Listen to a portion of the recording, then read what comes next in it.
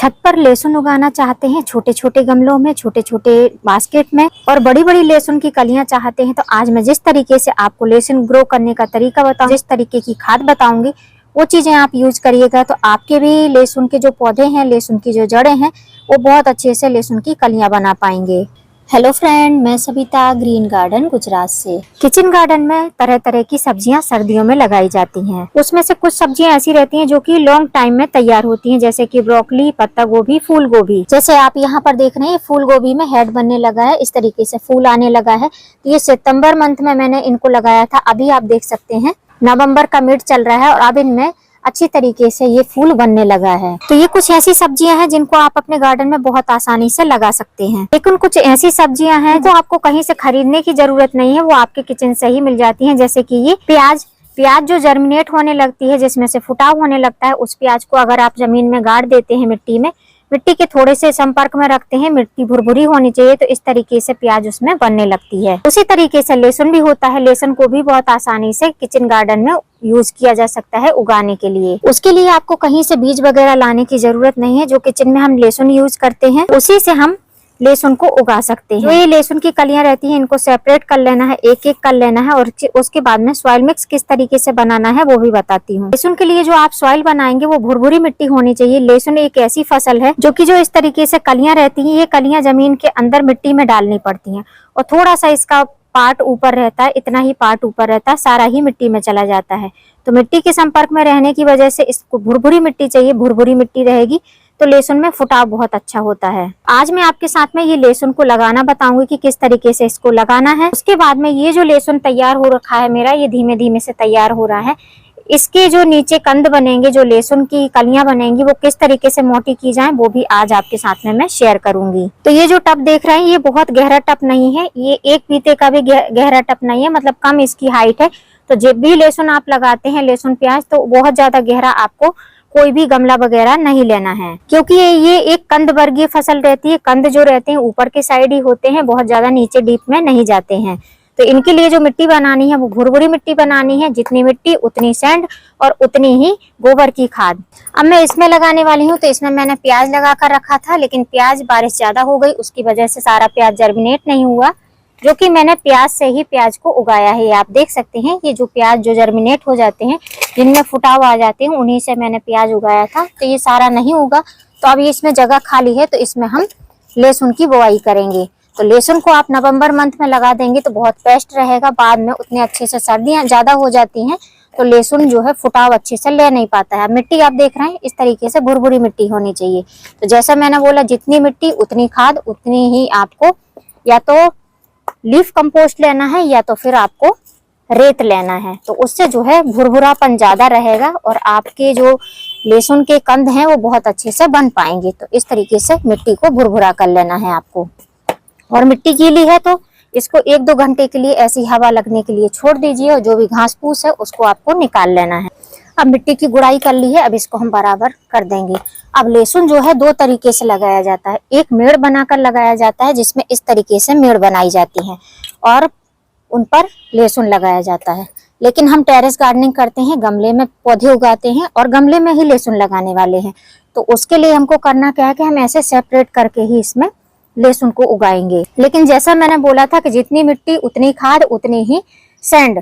तो अभी तो मैं लहसुन लगाने वाली हूँ, तो इसमें कोई भी चीज मैंने मिक्स नहीं करी है। लेकिन अब इसमें सैंड भी है, मिट्टी भी है और खाद भी थी जब मैंने इसमें प्याज लगाया था। तो अब वो खाद तो सब खत्म हो चुकी है, क्योंकि पानी के साथ में सारी गोबर खाद लिक्विड बन के बह जाती है। तो हम फिर से लेंगे सड़ी हुई गोबर की खाद। सड़ी वाली ही लेना है, जो कि इस तरीके से मिट्टी की तरह दिखाई देती है। अब इसको हम ऊपर ऊपर ऐसे थोड़ा सा छिड़काव कर देंगे इसका, और अच्छी तरीके से मिला लेना है, जिससे कि जब हम लगाएं लहसुन, तो लहसुन की पत्तियां काफी अच्छी हरी हरी रहेंगी, पौधा अच्छे से बढ़वार कर पाएगा।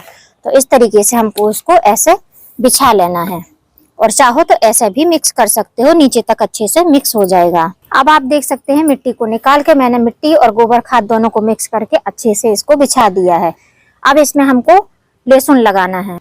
अब लहसुन लगाने के लिए अगर कली बड़ी बड़ी सी हैं तो बहुत अच्छी बात है, उनमें जो लहसुन बनेंगे नीचे, उनकी जो इतनी बड़े बड़े से कंद बनेंगे वो बड़े निकलेंगे, और थोड़े छोटे लहसुन रहेंगे तब भी अच्छे निकलेंगे, लेकिन उसमें मेहनत ज्यादा करनी पड़ेगी। मैं बताऊंगी आपको कि आगे आपको इसमें बड़े कंद के लिए क्या मेहनत करनी है। तो मैंने मीडियम साइज के, जो मेरे पास में रेगुलर यूज करने के लिए लहसुन थे, उसी तरीके के लहसुन ले लिए हैं। अब आपको करना क्या है कि ये जो लहसुन है, ये वाला पार्ट नीचे जाएगा और ये वाला पार्ट ऊपर रहेगा। तो थोड़े थोड़े गैप पे आपको इनको लगाना है।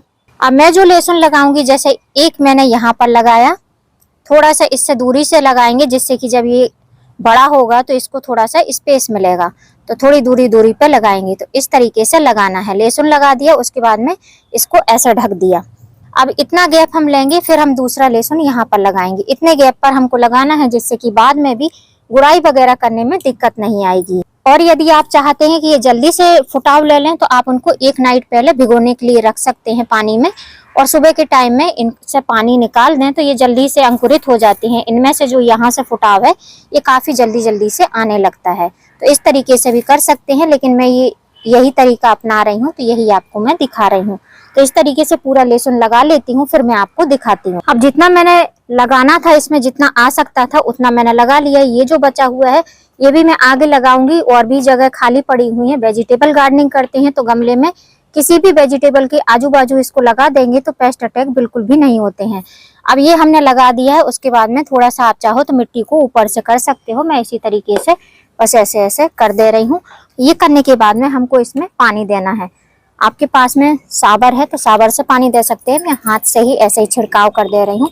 बहुत ज्यादा वाटरिंग नहीं करनी है। बहुत ज्यादा वाटरिंग करेंगे तो ये कलियां जो हैं ये गल जाएंगी। तो बहुत ज्यादा पानी आपको नहीं डालना है।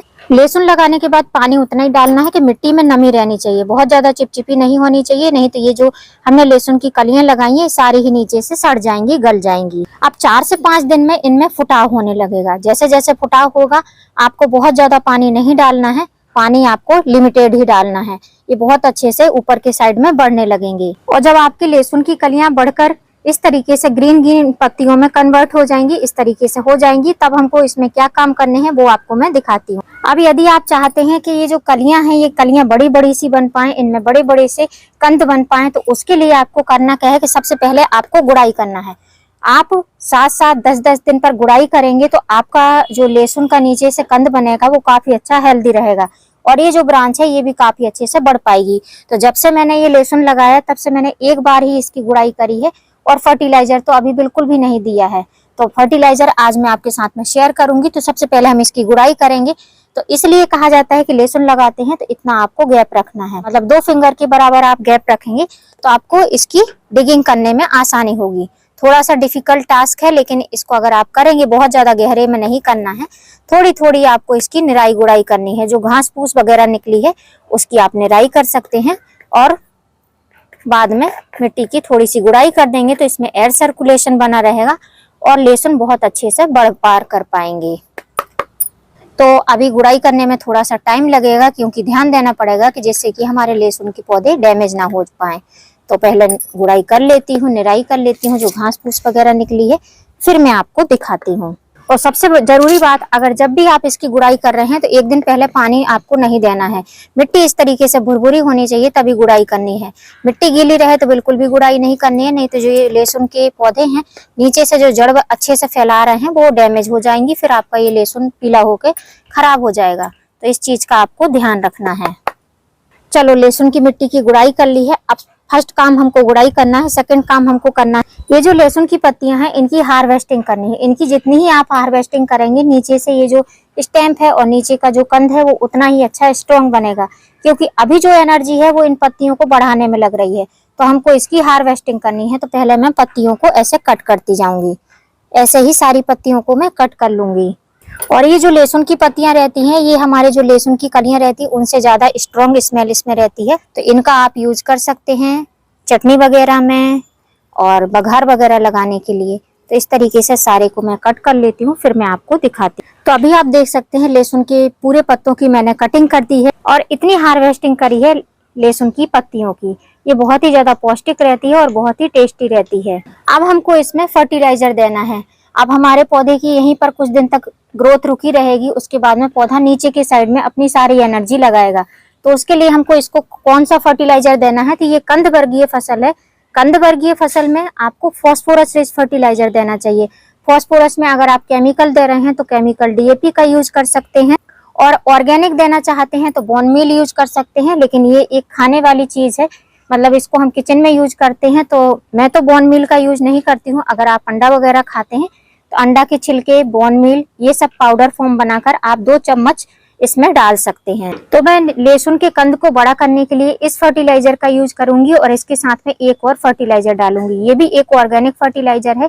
ये क्या है? नीम खली। नीम खली रूट को भी मजबूत करती है और भी इसमें बहुत सारे पोषक तत्व रहते हैं, जिससे कि पौधे का विकास बहुत अच्छे से हो पाता है। तो इतने बड़े पॉट में हमको इसमें 2 से 3 टेबल स्पून नीम खली का यूज करना है। तो दूसरी चीज जो लूंगी वो है ये सड़ी हुई गोबर की खाद। और सड़ी हुई गोबर की खाद में ये जो हमने नीम खली ली है 3 टेबल स्पून, इसको हम मिक्स करेंगे इसमें डालकर और इसको अच्छी तरीके से मिला लेंगे। अब इन्हीं को हम अच्छे से भुरभुरा करेंगे। ये जो गोबर की खाद है ये कहीं कहीं ढीले की तरह ऐसी गीली दिख रही है, तो इसको सुखा लेंगे तो ज्यादा अच्छे रिजल्ट मिलेंगे। मैंने जो है अभी इसको सुखाया नहीं है, तो इसको ऐसे मिक्स करेंगे और मिक्स करने के बाद में इसका हम ऐसे ऐसे छिड़काव कर देंगे। अब जो कहीं कहीं पर आपको लहसुन की कलियां दिख रही हैं तो ये अच्छी तरीके से ढक जानी चाहिए। तो ऐसे हमको इनको ढक देना है और इसको पूरा इस पर ऐसे डाल देना है और ध्यान देना है कि ऊपर की साइड में जो ये गोबर की खाद है इनमें से ये निकल जाए। तो पहले पूरा अच्छे से सेपरेट कर देती हूँ, फिर मैं आपको दिखाती हूँ। तो अभी आप देख सकते हैं गोबर की खाद और नीम खली मिक्स करके मैंने अच्छे से डाल दिया है।